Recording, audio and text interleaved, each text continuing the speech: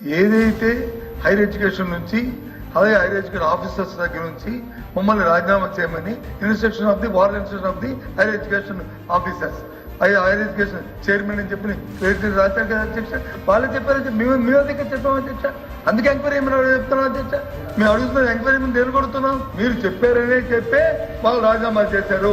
ఈ దేశ చరిత్రలో కానీ రాష్ట్ర చరిత్ర ఇలాంటివి జరగలేదు. కంటిన్యూ ప్రాసెస్ వాళ్ళు టైం అయినప్పటి వరకు ఎవరు చేయలేదు. ఆయన చెప్పారు కదా అధ్యక్ష, మంత్రిగా చెప్పారు కదా ఇప్పుడు 2014లో వచ్చి 2019లో చేశారని. అది కూడా కలపండి అధ్యక్ష. వాస్తవాలు ఏమైనా తెలుస్తాయి, అవన్నీ కలిపి ఎంక్వైరీ చేయండి. టోటల్ ఎంతమంది అధ్యక్ష వైస్ ఛాన్సలర్స్ రాజీనామా చేసింది? 17 మంది. 17 మందిలో మీరు ఎంతమంది లెటర్లు తీసుకొచ్చారు? 5.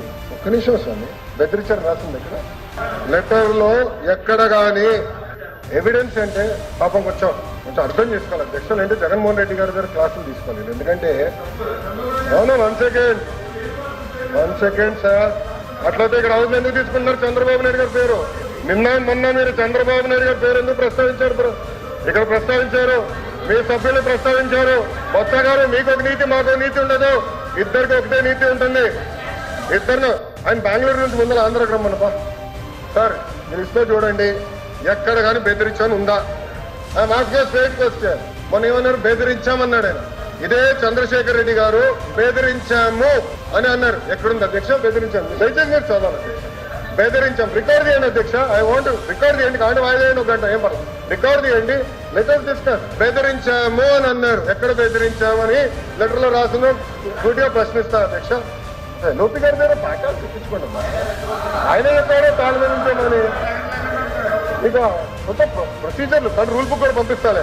వాళ్ళనింది బెదిరించామని ఇక్కడ ఓరల్ ఇన్స్ట్రక్షన్స్ రాస్తుంది. ఇది ఓరల్ ఇన్స్ట్రక్షన్. అది ఎంతమంది? 5 కూడా అధ్యక్ష. టోటల్ రాజీనామా చేసిన ఎంతమంది? 17 మంది అధ్యక్ష. 10 మంది మేము మా పర్సనల్ రీజన్స్ వల్ల రాజీనామా చేస్తున్నాం. ఇద్దరేమో వచ్చేసి ప్రభుత్వానికి ఫ్రీ హ్యాండ్ ఇచ్చేదానికి రాజీనామా చేస్తున్నాం అన్నారు.